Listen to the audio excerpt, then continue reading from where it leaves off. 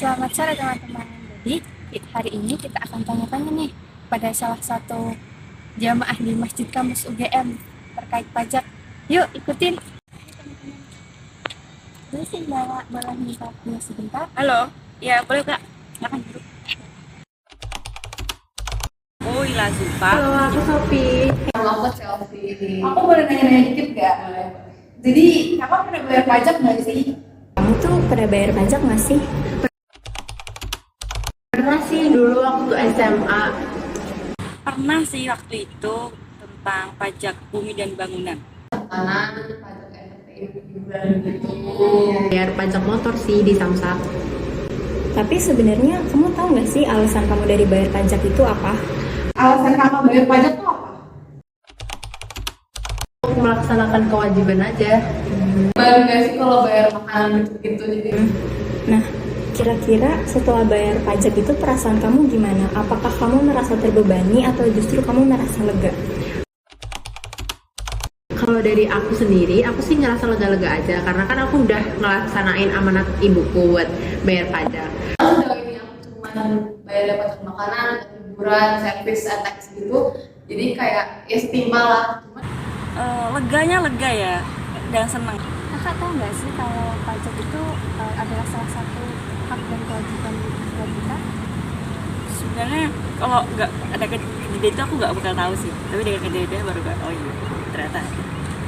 Iya kak, mari kita lihat kajian tentang hak dan kewajiban dalam pajak.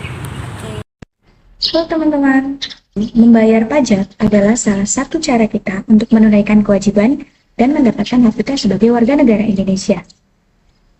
Apa sih hak itu? Hak adalah sesuatu yang harus kita terima dan bisa kita nikmati. Sedangkan kewajiban adalah sesuatu yang harus kita lakukan dan sifatnya memaksa. Nah, kita sebagai warga Indonesia wajib membayar pajak sebagai bentuk kontribusi kita terhadap bangsa Indonesia. Undang-undang yang menjadi dasar perpajakan di Indonesia adalah Undang-Undang Republik Indonesia Nomor 9 Tahun 1990 tentang perubahan atas Undang-Undang Nomor 6 Tahun 1983 tentang ketentuan umum dan tata cara perpajakan. Kewajiban pajak diantaranya harus memiliki NPWP, membayar, memotong, dan melaporkan pajak, kooperatif saat pemeriksaan pajak, dan lain sebagainya.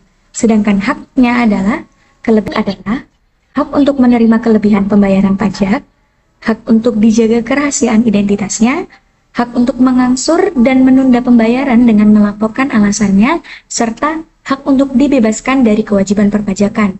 Dan juga, kita juga berhak mengetahui dan merasakan hasil dari pajak yang kita bayarkan, seperti infrastruktur, kemudian fasilitas, dan lain sebagainya. Kamu tahu nggak sih sebenarnya pajak yang kamu bayarin itu dialokasiinnya kemana? Sebenarnya aku kurang tahu sih itu bakal dialokasiin kemana. Belum Kak. Mungkin kalau misalkan pajak yang aku bayar pasti untuk pembangunan yang lebih baik, misalkan konser di GBK gitu, pasti uangnya buat dipakai buat ngebangun GBK lebih bagus lagi, maintenance-nya segala macam. Biar kita sama-sama tahu, kita tonton penjelasan dari teman aku ya. Hai teman-teman, kali ini kita akan menelusuri kemana saja pajak yang sudah kita bayarkan itu dialokasikan lewat fitur alokasi pajakmu di website Kemenko.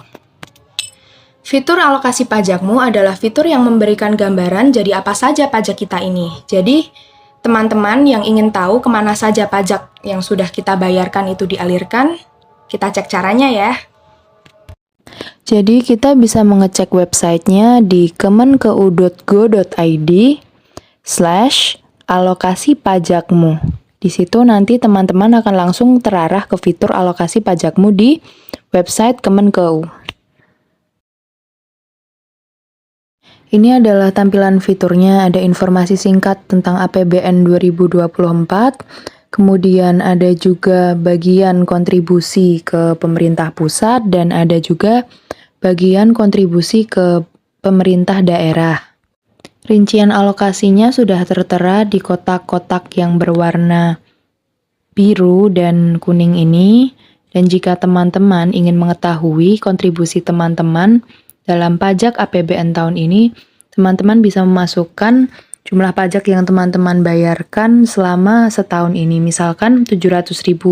Kemudian teman-teman bisa pencet hitung dan nanti di dalam kotak-kotak tersebut tertera nominal kontribusi teman-teman dalam pelaksanaan pelayanan dan pembangunan fasilitas negara. Dan bila teman-teman ingin memahami detail tiap item, teman-teman bisa mengeklik huruf I di lingkaran di pojok kanan atas bagian kotak. Nanti akan muncul informasi-informasi yang menjelaskan tiap-tiap bagiannya secara lebih detail.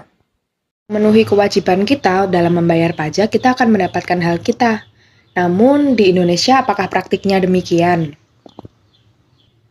Melihat banyaknya kasus pajak yang sangat besar seperti Gayus Tambunan dan sebagainya, kita di sini masih bisa melihat kalau ada ketidakseimbangan antara hak dan kewajiban. Kita sudah membayarkan pajak, tapi kenapa tidak kembali ke kita, malah disimpan di kantung-kantung koruptor?